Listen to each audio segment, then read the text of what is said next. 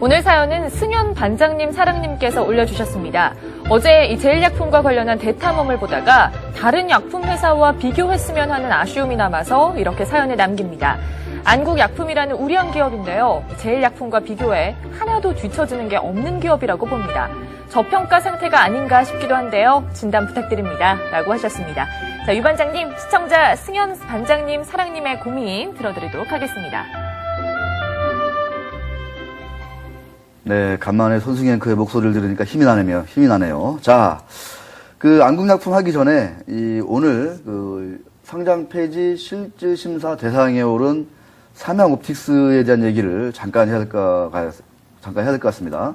지금 한 달 가까이 거래가 정지된 상태인데, 자, 이 회사는 코스닥 종목도 아니고 코스피 시가총액은 1,000억짜리입니다. 근데 지금 어제 그 증선위 조치에 따라서 상장 폐지 실질 심사 대상으로 결정이 됐습니다. 그래서 그 위원회에서 상장 폐지 시켜야 된다 하면 바로 이제 상장 폐지가 되는 거예요. 어쩔 수 없는 겁니다. 자, 이유가 뭐냐? 특수 관계자와의 거래 내역을 주석에 달지 않았다. 이런 건데, 최대 주주한테 자금을 2008년부터 2009년 3분기까지 40억에서 70억 원 정도를 빌려줬어요. 그런데 이거를 재무제표에 주석으로 달지 않았다. 심각한 오류죠. 이게 그러니까 금융당국 감리에 따라서 이제 발각이 됐는데, 회사 측에서는 이러한 회계 처리 관련 기준을 준수해서 향후 이러한 상황이 발생하지 않도록 하겠다, 이렇게 공시를 통해서 입장도 밝혔는데, 여기서 이제 제가 문제로 삼고 싶은 거는 뭐냐면, 이러한 내용들은 참 일반 투자자들은 발견하기 상당히 힘든 내용 아니겠습니까?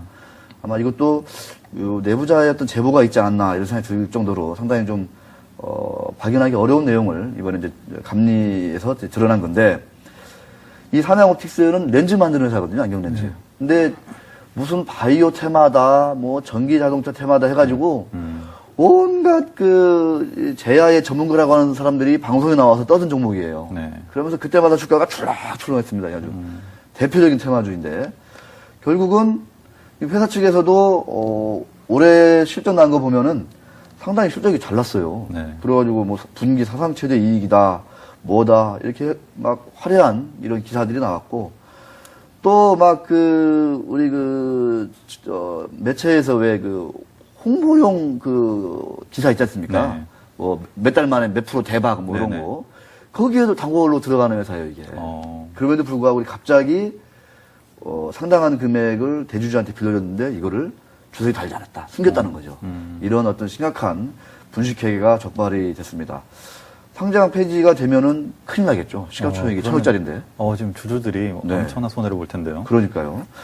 그러니까 우리 주주 시청자 여러분들, 이런 위험이 있으니까 이 화려한 테마주라고 불리는 것들, 특히 방송의 전문가분들이 막 이렇게 사야 됩니다, 이게 막 이렇게 떠드는 그런 종목도 있지 않습니까?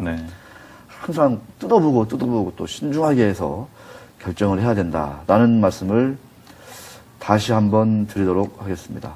이 테마주들 정말 좀 이렇게 매우 조심해야 됩니다. 테마주들. 자, 삼양옵틱스에 대한 후속 얘기는 또 추후로 전해드리도록 하겠고, 이 안국약품 얘기를 이제 좀 해드리겠습니다. 안국약품은 왜 한때 광고 많이 했었죠? 토비콤. 네, 그렇죠. 눈이 이제 필요할 때 먹는 토비콤 S. 그게 이제 안국약품의 어떤 대중적인 브랜드인데, 거기는 이제 매출이 토비콤 제품 매출은 3% 전체. 그렇습니까? 예, 실제로는 이제 호흡기에 들어가는 약, 소화제, 진통제, 이런 거가 이제 매출이 많이 나는 회사인데, 어느 정도 이 알짜 회사냐 하면, 정말 이 와중에도, 글로벌 금융위기, 그 다음에 남유럽 재정위기, 이 흉흉한 와중에도 계속 매출이 야금야금 들고, 이익도 꾸준하게 냅니다. 대단한 회사죠. 그러다 보니까 글로벌하게 중소형 제약사에 주로 투자하는 펀드, 대표적으로 시티그룹 펀드가 하나 있는데, 지분을 최근에 10%로 늘렸어요. 10%로. 8.9%에서 10%로 늘렸습니다. 그만큼 외국인들은 이 장기 투자를 하고 있습니다. 안국약품에 대해서. 그리고 최근에 좀 눈길을 끄는 게 뭐 3억 원 규모의 유상증자도 했고 7억 원 규모의 전환사채도 해외 투자자들을 대상으로 발행했는데 회사가 돈이 부족한 회사가 아니거든요. 네. 그래서 왜 했냐 했더니 정부 국채과제 사업자로 선정이 되려면 이렇게 그 해외로부터의 자금을 조달해야 되는 실적도 같이 첨부를 해야 된다 하더라고요. 그런 또 조건이 있더라고요. 그러니까 그래서 이제 그 바이오라든가 이런 그 R&D 사업을 하려면 이런 또 그 자금 조달도 있어야 된다 하더라고요. 그래서 처음 알았네요. 예, 돈은 아무런 필요가 없는데 그래서 유상증자도 3억 원 이렇게 합니다. 3억 원. 한 5만 주 정도를 발행하는 유상증자도 하고 있습니다. 이 회사가 또 변화하는 건 뭐냐면 기존의 이 제네럴 제약품은 사실 한계가 있지 않습니까? 네. 그래서 이제 바이오에 조금씩 투자를 하고 있습니다. 조금씩. 그래서 얼마 전에는 이제 자궁경부암 진단, 조기 진단, 개발을 위한 뭐 정부 과제 연구자로 이제 선정이 돼가지고, 이 바이오 쪽에 조금 더 손을 대는 것 같긴 한데, 아직은 그렇게 공격적으로 뛰어드는 상황은 아닌 것 같습니다. 자, 이 어준선 회장께서 얼마 전에 그 아드님인 어진 그 사장께 지분을 일부 넘겨주기도 했는데, 이처럼 경영승계 과정에 있습니다. 이상미 기자. 네. 이 경영승계 과정에 있는 그 회사들은 주가를 잘 관리 안 올리는 듯한 경향을 보이지 않습니까? 그렇죠. 상속 증여세가 있으니까. 네. 그러니까 이 안국약품도 주가가 계속 지금 이제 빠지지도 않아요. 워낙 이제 탄탄한 회사다 보니까. 근데 많이 오르지도 않습니다. 지금 회장께서, 어준선 회장께서 가지고 있는 지분이 한 26%, 네. 7% 되거든요. 네네. 이게 조금 줄어든 건데, 네. 그 아드님은 한 20% 가지고 있어요. 네네. 그래서 이제 이게 지분이 야금야금 이제 상속이 돼야 될 것 같은데, 네. 그러다 보니까 적극적으로는 이렇게 IR을 하지 않고 있습니다. 오늘도 시티그룹에서는 또 사고 있습니다. 그 중소형 알짜 제약사 사는 펀드에서는 그러네요. 네. 이게 싱가포르계 자금인가 그렇다 하더라고요. 근데 이제 계속 사고 있습니다. 계속 야금. 오늘도 한 1,400주, 500주 사고 있습니다. 자, 중견 제약사들 재무구조가 너무너무 탄탄한데 얼마나 탄탄한지 한번 표를 통해서 이상배 기자가 한번 뜯어보도록 하겠습니다. 네, 표 한번 보여주시죠. 그러니까 이런 그 회사들이 많다 보니까 우리 시장이 급락을 해도 든든하게 잘 버티는 것 같아요. 이게 이제 3분기까지 매출액 이익인데 저 경동제약 보십시오. 경동제약. 저 깜짝 놀랐습니다. 진짜. 경동제약이 네.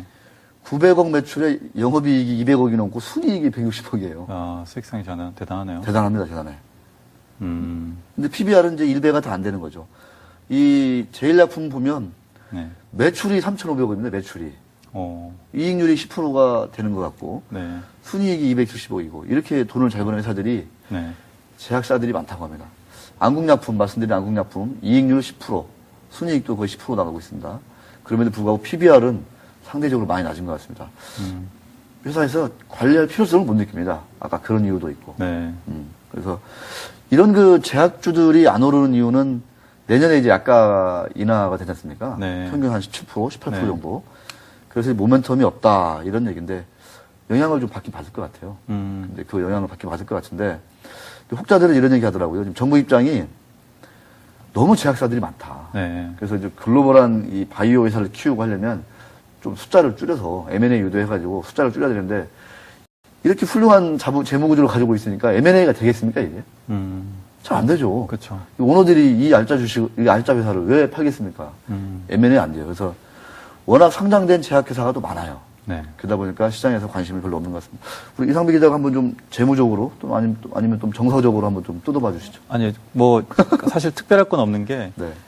지금 ROE가 대충 보면은 한 8% 정도 나오잖아요. 8%. 7, 8%. 되게 적당한 거죠. 그러니까 뭐 그렇게 대단한 것도 아니고 뭐 안 좋은 것도 아니고 그냥 아주 무난한 정도의 ROE고. 10% 되네요. 동동제약은. 네. 근데 시가총액이랑 자본 총계를 보면 이제 그 PBR 같은 게 뭐 0.7, 8 이렇게 나오는 거 아닙니까? 네. 0.7 이렇게 나오는데 뭐 사실 그것도 그렇게 낮지도 그렇게 높지도 않은, 높지도 낮지도 않은. 애매한 거군요. 애매한 거죠. 애매해요, 이게 뭐 그래서... 사야 되는 건지 안 사야 되는 거 되게 애매한 거. 왜냐면 지금 0.7이면 분명히 1보다 낮으니까 네. 뭐 저평가된 건 아니냐 할 수는 있지만 아까 말씀드렸다시피 그 지금 오 회장님께서 아직 정정하십니다. 38년생이신가 그러세요. 예.